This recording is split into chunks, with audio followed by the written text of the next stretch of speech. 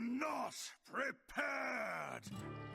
The new mini set came out a few days ago, so now it's time to look at what are the best decks for you to be climbing some easy ranks with. I'll go over 5 of the best performing decks right now and go into detail about their mulligans, win rates, and general tips for them. But we will also check out what are all of the working archetypes for each individual class, so stick around to the end. If you find what I'm doing helpful, a like and subscribe would really help. Lately, the subscriber count has been very low, as well as the view count, so it would really be awesome if you do so. Also, don't forget you can hire me for some Hearthstone coaching, and you can be sure I'll do my best to make you a better Hearthstone player. Now, let's check out the decks.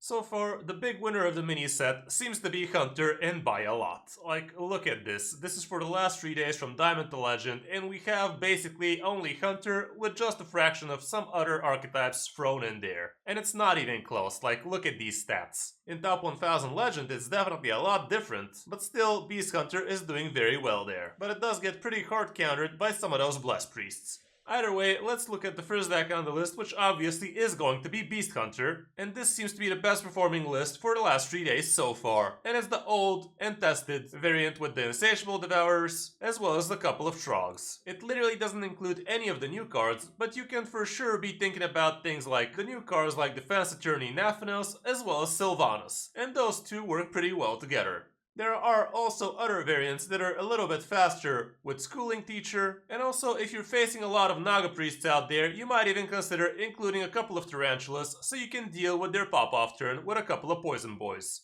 For the matchups, it comes to no one's surprise, it's very green. The only somewhat questionable matchup here would be Aggro Druid, but also let's not forget, Blessed Priest and Naga Priest are gonna be pretty hard for you if you haven't teched in your Tarantulas. I guess also Sylvanas is not horrible in this situation, but the thing is, Naga Priests usually pop off with at least 2 big minions, so a single steal will not cut it for you. Mulligan wise, here's what it looks like when going first, and you obviously want to get a good 1-drop on turn 1, and Spirit Poacher is super amazing on turn 2 as well. K9 seems to be a lot higher on the keep list nowadays, and also your weapon is gonna be pretty solid as well. And same can be said about Wild Spirits. If you already curve out well, also Tavish is gonna be an amazing keep, and Pet Collector is not bad as well. Try to think out how the turns are gonna be going for you, and if you think you are gonna be able to stick minions till turn 3, maybe a ramming mount would also be pretty solid for you. One on the coin. This is actually kinda weird, cause I don't believe Hydrolon should be this high on the list. Especially since we're not running things like the Battle Ring round to drop it down as soon as turn 5. But you still kinda wanna be curving out, Wild Spirits is still good,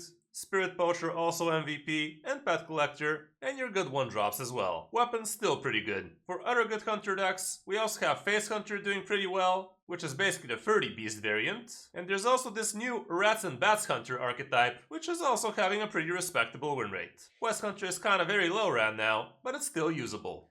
On the number 2 spot, actually Spooky Mage is doing pretty well in top 1000 Legend, and you can be sure you will be able to climb from Diamond to Legend as well with it too.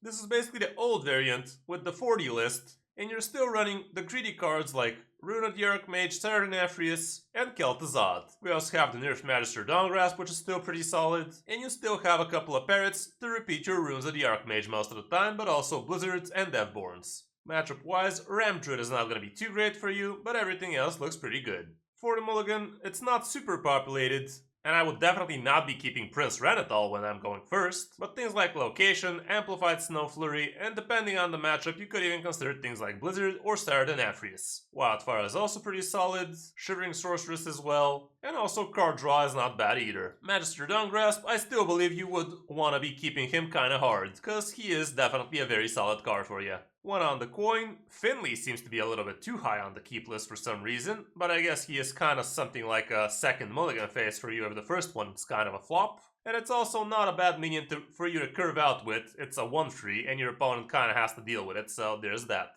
Card Draw with Frostweave is not going to be bad as well. Amplified Snow Flurry and the Location again, and still Blizzard and Sardanafrius depending on the matchup. For Mage we also have Big Spell Mage.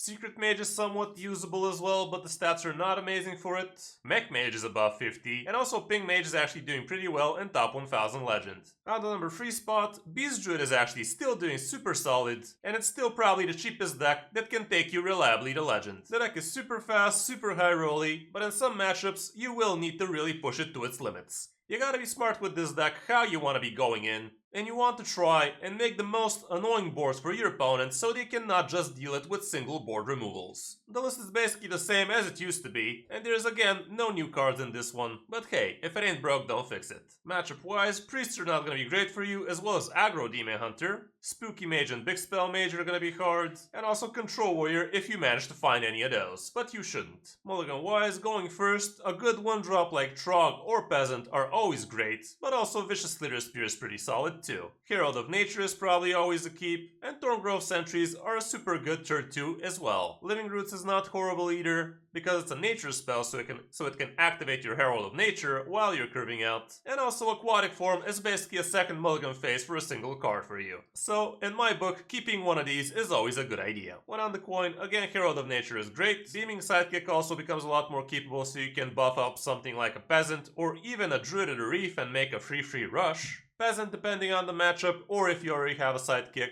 And again, Aquatic Form, super solid. Thorngrove Sentry seems a little bit too low on the keep list here, but I guess when going second it's not as amazing. For other good Druid decks, we also have Ram Druid doing fine, but that's about it for the Druid archetype so far. On the number 4 spot, we have Imp Warlock still doing pretty good, and it's not an expensive deck, and it's also not hard to pilot, so there's that. There's nothing new in this one again, and we still have the Saturn Aphrius package, so you can save face at the end game if you haven't managed to kill your opponent till then. We used to run Murlocula in this list, so you can have a good Kill Toss turn, but I guess people kept using it even after Kill Toss got dropped because it got massively nerfed. Matchup wise, Curse Imp Warlock is gonna have an edge over you because they have a little bit too much removal. Spooky Mage can also be on the downside, but the rest is good. For the mulligan, you basically want to curve out well, and when going first, Flustered Librarian, Flame Imp, and Fiendish Circle and Wicked Shipment are always great. While Library is usually not a bad keep, and even Impending Catastrophe seems to be a lot higher on the keep list nowadays, especially if you already have some good imps like Wicked Shipment or Fiendish Circle. One on the coin, again, it looks pretty similar, but also Imp Gang Boss and Mischievous Imp make the cut a lot more often. Curse Imp Warlock is also doing pretty good, and it's actually at a very close second here. Personally, I do like Curse Imp Warlock a little bit more, but then again, if you play against high-level players, they will know that they have to be keeping their hand size big, so you're gonna have a hard time burning them out in the mid-game.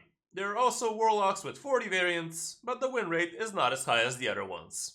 And on the number 5 spot, we have Boon Priest, which has been pretty solid in top 1000 Legend. The deck is not super simple to pilot, and you gotta know how to go all in, and also when to do it, because depending on the opponent, you're gonna have to play around different things at around different turns. The deck is not your typical Hearthstone experience, and you will need to be doing some counterintuitive things, like basically not dropping anything till turn 3, and just cycling some cards so you can set up a better pop-off turn, but it obviously depends on the matchup too. The reason why this deck is so good is because it's crushing Imp Warlocks as well as Beast Hunters, but it does have some pretty polarizing matchups against things like Paladins because they can just delete your entire board with a couple of spells, and also Control Priests are also gonna be absolute murder for you. You're running only 5 minions in this one, and you have switcheroos, so you can fish them out faster because they're a pretty integral part for your win conditions. You also have a couple of Boon of the Ascended, with which you can make some very chunky boys, which cannot be silenced because the stats remain. Like I said, for the matchups, you're gonna have some pretty polarizing ones, with Paladins being absolutely disgusting, Ram Druid also being on the edge,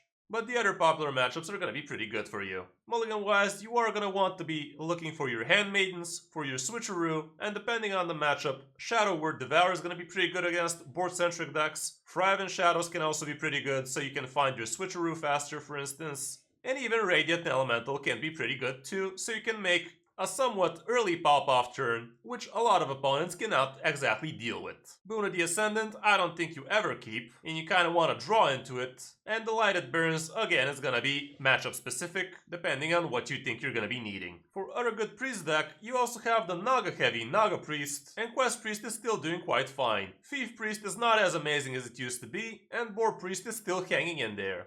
For the classes we didn't mention, for Demon Hunter, we still have Relic Demon Hunter doing okay, as well as Fel Demon Hunter with Jace at the end, and the Relic package too. Aggro Demon Hunter also got some support now, but it's still not as broken as it used to be back in the day. For Paladins, we have things like Silverhand Paladin, and also Pure Paladin is doing quite well. Mech Paladin is still somewhat usable, and there's also a bunch of 40 variants that are doing close to 50% win rate. With Rogue, Edwin Rogue, and Thief Rogue are the best performers so far, and Secret Rogue is also somewhat usable. Mine Rogue is just above 50%, and the rest is under. For Shaman, I almost included Control Shaman in this list, but it's basically the same old Control Evolve Shaman from back in the day, with a slapped in Sylvanas in there. And let's not forget, it's very expensive too. Murloc Shaman also seems to be usable again, and the rest is iterations of Control Shaman. And for Warrior, again, we have Enraged Warrior barely above 50, and Quest Warrior very far from 50. So that's gonna be it for this top 5, guys. Hope this helps you figure out what you wanna be playing with in the new Hearthstone season. If you watched the video to the end, a like and subscribe would really be awesome. Thanks for watching, I'm Kris05, and I'll see you in my next video, or stream.